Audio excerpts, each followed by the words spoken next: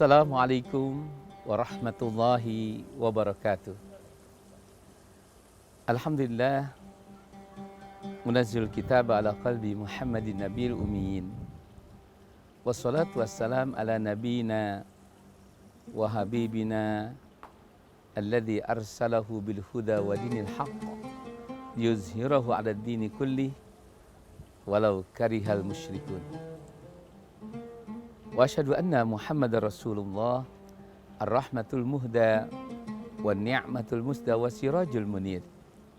Allahumma salli wa sallim wa barik ala Sayyidina Muhammad wa ala alihi wa ashabihi wa tabi'in bi ihsani ila yaumiddin, amma ba'd. Faqad qala Allah Ta'ala fi kitabihil karim, a'udzu billahi minasyaitonir rajim, bismillahirrahmanirrahim, wa innaka la'ala khuluqin azim. Pemirsa Elsita TV dimanapun Anda berada, selamat bertemu kembali dalam acara Risatul Iman. Mudah-mudahan pemirsa semua dalam keadaan sehat walafiat, dan kami pun begitu pula. Kali ini kita akan membahas mengenai tentang kedudukan akhlak dalam Islam. Akhlak kalau kita lihat dalam bahasa Arab itu adalah khalqan atau al-khulqu. Jika kita terjemahkan dalam bahasa kita, bisa dikatakan sebagai perangi atau perlakuan, kelakuan, tabiat, kebiasaan. Maka kalau kita bicara mengenai akhlak itu atau kebiasaan manusia itu ada dua. Ada kebiasaan yang baik, maka kita bilang itu adalah akhlakul hasanah.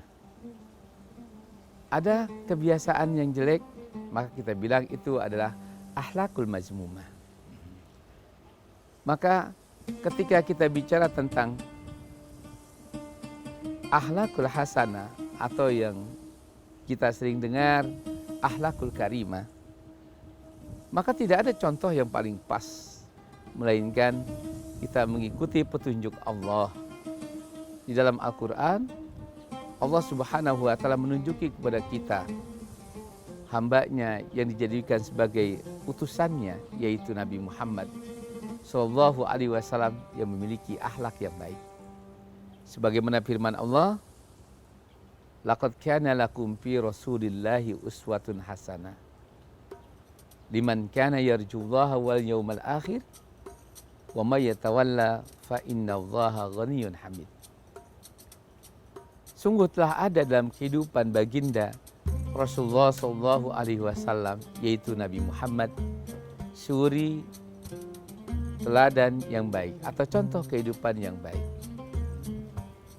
Apa contohnya? Coba kita lihat. Kalau kita bicara tentang akhlak Nabi yang harus kita jadikan sebagai contoh yang baik itu, Nabi punya sifat, yaitu orang yang jujur, sidik.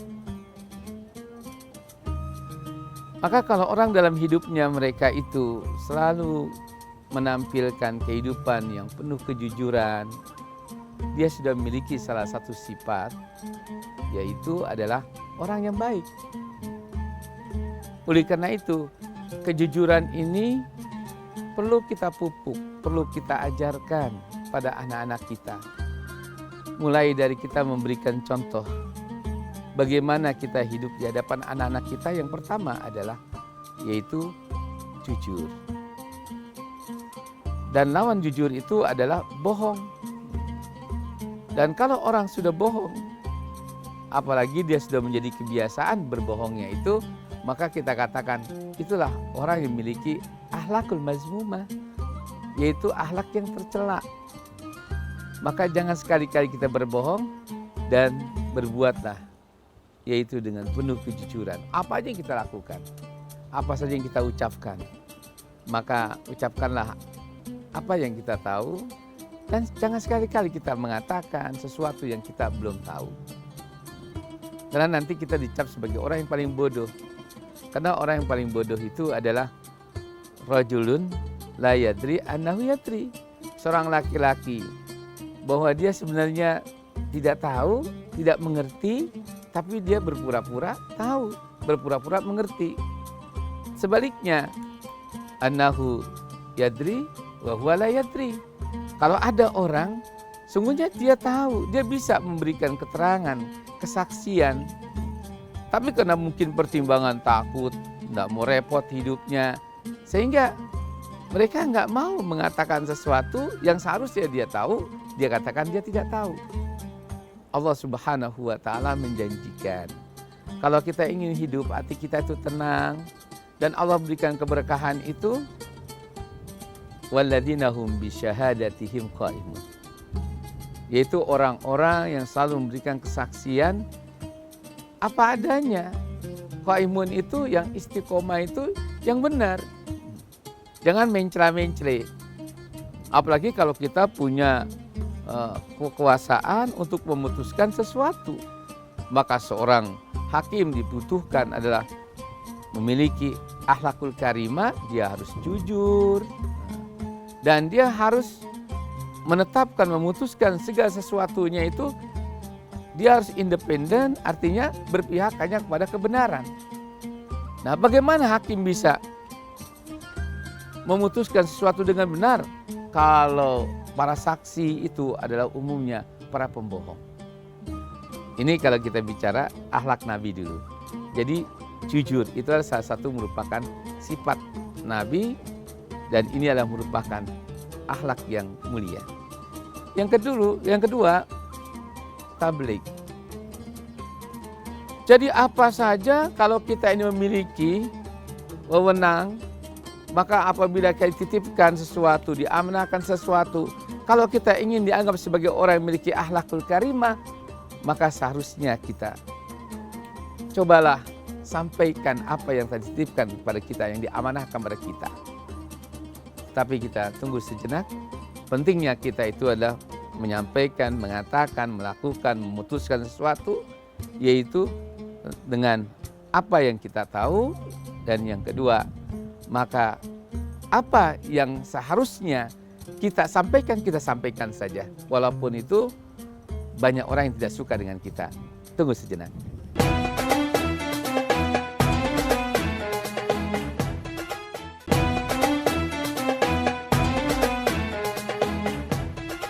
Pemirsa Elsida TV, jadi di dalam acara Risatul Iman ini, saya sebagai Ketua Dewan Dakwah Islamiyah Kota Bekasi mengharapkan siapapun yang diberikan amanah, hendaklah dia harus memikul amanah itu sesuai dengan apa yang tadi amanahkan kepadanya, yaitu dengan cara kita itu sifatnya penyampai. Dengan cara sifatnya kita itu adalah seorang yang memang betul-betul mengatakan, menyampaikan sesuatu apa adanya. Sekalipun ketika kita mengatakan itu, banyak orang-orang yang bermuka masam dengan kita. Tapi begitulah, qulil haqq walau kana murrun. Kata Nabi, sampaikan yang benar walaupun terasa pahit. Itu sifat Nabi, maka dikatakan tabligh. Ayat apapun yang datang kepada Nabi, sekalipun itu menyangkut pamannya, menyangkut keluarganya, Nabi bacakan saja. Kenapa? Karena kalau menyangkut penegakan hukum ataupun berdakwah, kita itu tidak boleh melihat apakah itu karena anak kita, apakah karena itu saudara kita, apakah itu karena konco kita atau sahabat kita, pertemanan kita. Tetapi dalam menyampaikan kebenaran yang dicontohkan oleh Nabi, karena Nabi itu seorang yang memiliki sifat tabligh dan yang kedua amanah, maka Nabi tidak pernah mundur sejengkal pun. Walaupun sogokan datang, banyak orang yang menawarkan iming-iming kepada Nabi.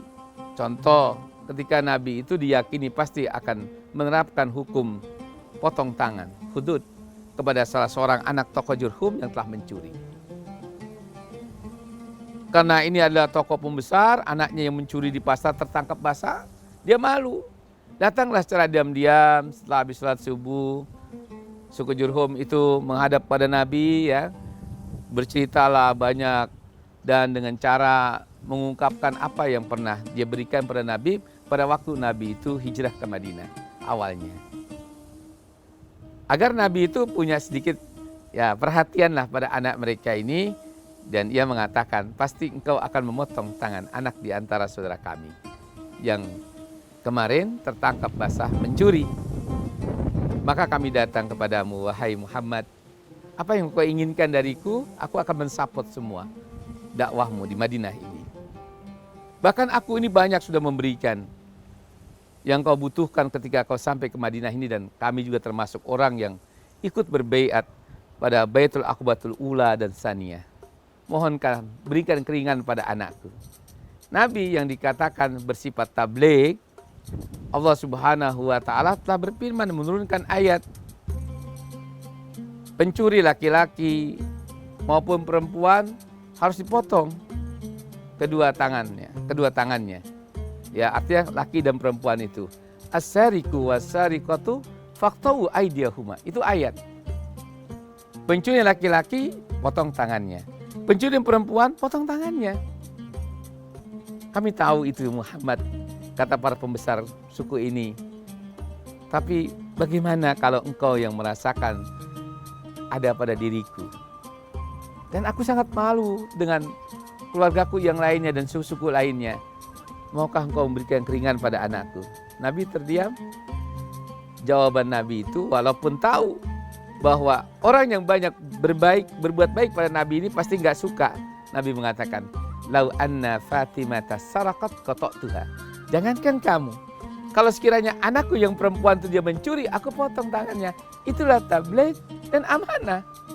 Tidak memandang kalau sudah bicara masalah iman, jangankan orang yang nggak punya hubungan dengan kita, yang punya hubungan dengan kita, apakah itu ayah kita, apakah itu anak kita, apakah itu istri kita, apakah itu suami kita. Kalau memang itu hukum, ya hukum. Terapkanlah, sampaikanlah. Jangan sampai kita itu mundur maju dan ragu. Kenapa? Al-haqqu mir rabbik fala takunanna minal mumtarin. Allah tegaskan, kebenaran itu hanya datang dari Allah. Maka janganlah kamu ragu untuk menegakkan kebenaran itu. Sekalipun kamu dihujat, sekalipun kamu itu dimusuhi, tapi kalau engkau ingin meridhai aku, kalau engkau ingin berjumpa dengan aku, kata Allah, maka tegakkanlah hukum itu. Nah, itu pengertian laqad kana lakum fi rasulillahi uswatun hasanah. Sungguh telah ada contoh kehidupan Nabi itu suri teladan yang baik dalam menegakkan hukum, dengan kejujurannya, dengan sifat tablighnya, menyampaikan apa adanya, dengan amanahnya. Maka itulah bagi orang yang mengendaki pertemuannya di kehadapan Allah di yaumul akhirat nanti, dia tidak akan takut menegakkan hukum itu, walaupun itu pada anaknya, pada orang tuanya, pada saudaranya, jangankan hanya pada kenalannya. Yang namanya kebenaran itu haruslah kita katakan itu yang benar. Yang namanya keadilan itu harus tegakkan. Walaupun itu menyangkut perihal tentang kemenangan ada pada musuh kita, tapi keadilan itu harus kita menangkan. Nah, itulah ajaran Islam. Kalau sekarang ini kita melihat orang banyak mengatakan bahwa tidak ada ketegasan hukum, tidak ada penegakan hukum. Ada, tapi hukum itu hanya tajam pada musuhnya, pada lawannya, orang yang berseberangan dengannya. Tapi pada orang-orang di sekitarnya, hukum itu tidak sedikit pun melukai apapun dan tidak ada kesan tajam. Jadi pudul. Nah, ini menandakan bahwa hukumnya adalah dipegang ataupun para penegak hukum itu karena tidak berakhlak. Karena tidak memiliki komitmen dalam menegakkan hukum. Menegakkan hukum itu kita mulai dari diri kita, dan barulah kita mulai pada sanak famili, kerabat, dan orang-orang dekat kita, daripada orang jauh di sekitar kita ini. Dan ini sangat penting, mudah-mudahan bisa didengar oleh semuanya. Negara ini akan bangkrut, negara ini akan kacau, dan negara ini akan terus tidak ada ketenangan hidup, dan tidak ada jaminan untuk damai kalau hukum itu tidak dikuasai oleh orang-orang yang berakhlak. Tapi kita tunda sejenak dulu.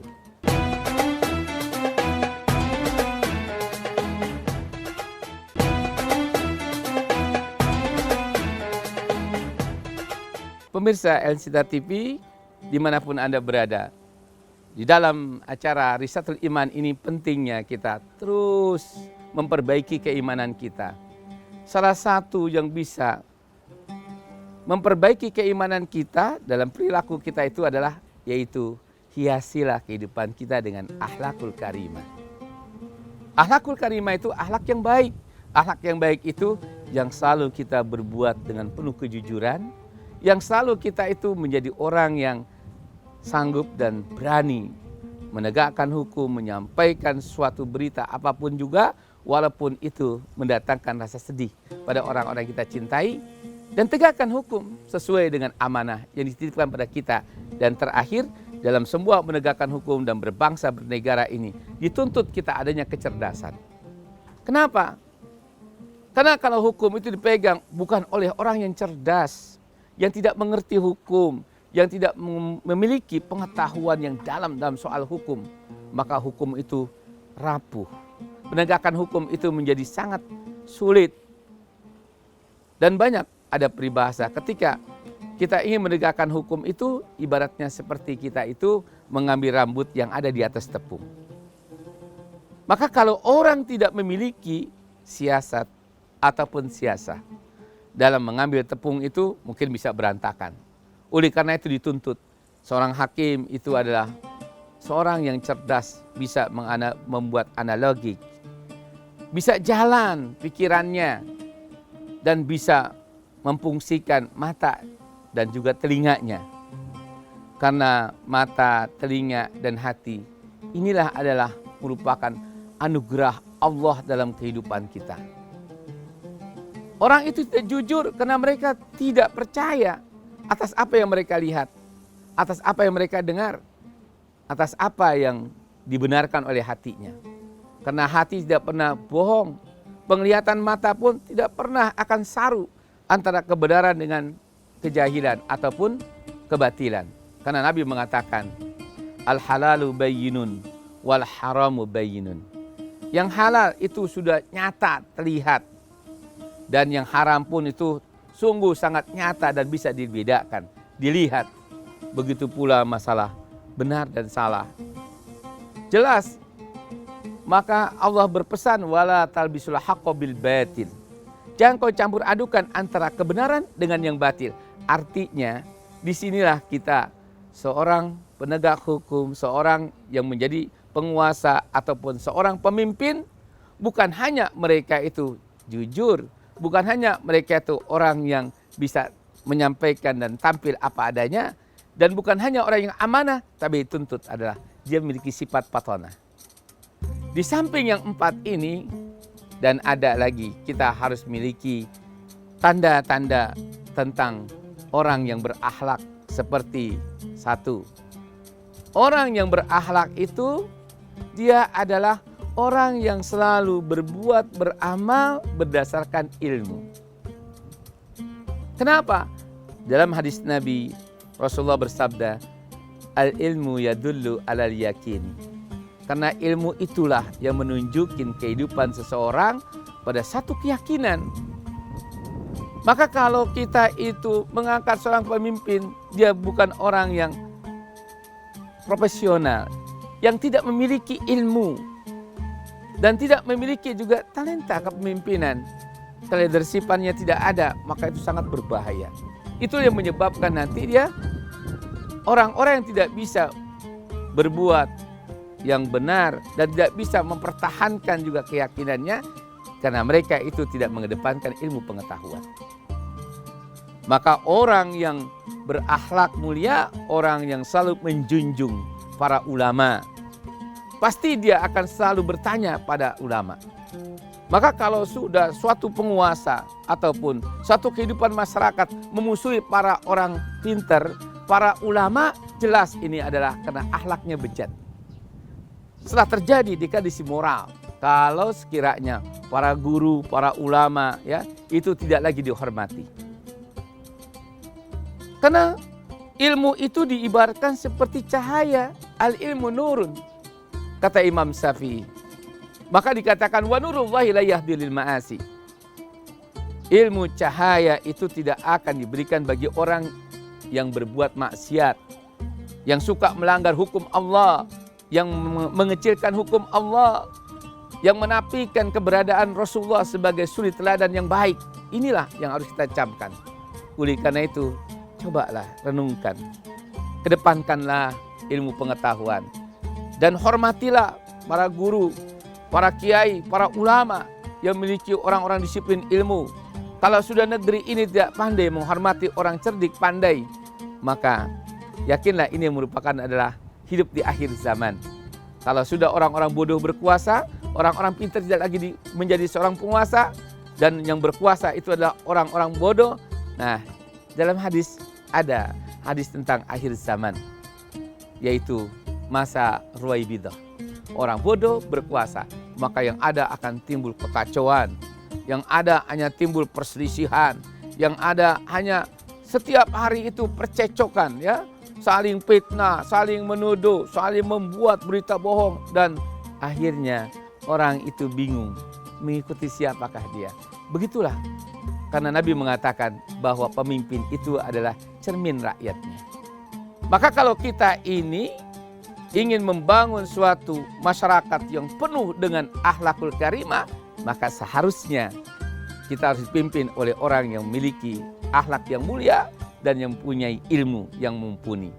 Dan terakhir, sebelum saya tutup, maka ada lagi orang yang berakhlak itu adalah orang yang selalu mereka itu berbuat sabar.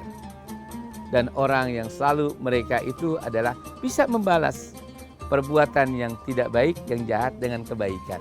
Saat ini kita lihat pejabat publik ketika dikritik mereka tuh melawan. Ini kan tidak punya akhlak. Bukan saya menyampaikan apa yang menuduh secara personal, tapi seorang pejabat publik dikritik itu soal biasa. Umar itu tidak mau dilantik kalau belum ada orang yang memberikan jaminan bahwa ada orang yang berani mengkritik kebijakannya. Setelah ada Badui datang, ketika Umar itu sedang berpidato, maka akhirnya Badui dengan pedangnya mengatakan, "Ya Umar, apabila engkau tidak melakukan apa yang kau ucapkan hari ini, maka yang berlaku adalah pedangku." Umar katakan, "Bersyukur aku punya orang seperti ini, yang dia berjanji kepadaku untuk mengkritisi kebijakanku." Nah, kalau sekarang bagaimana? Kalau orang tidak bisa dikritik, tidak senang dikritik, maka itu bertanda bahwa kita sedang mengalami dekadesi moral. Sedangkan kedudukan akhlak itu adalah sangat penting dalam akidah Islamiyah. Berarti ketika orang itu sudah berakhlak, maka akidah kita ini menurun. Demikian, semoga Allah Subhanahu wa Ta'ala jadikan kita bangsa yang beradab, yang berakhlak, dan semoga Allah ridhoi kita dan kehidupan kita terus Allah tambahkan keberkahan dalam negeri kita ini. Billahi taufiq wal hidayah. Wassalamualaikum warahmatullahi wabarakatuh.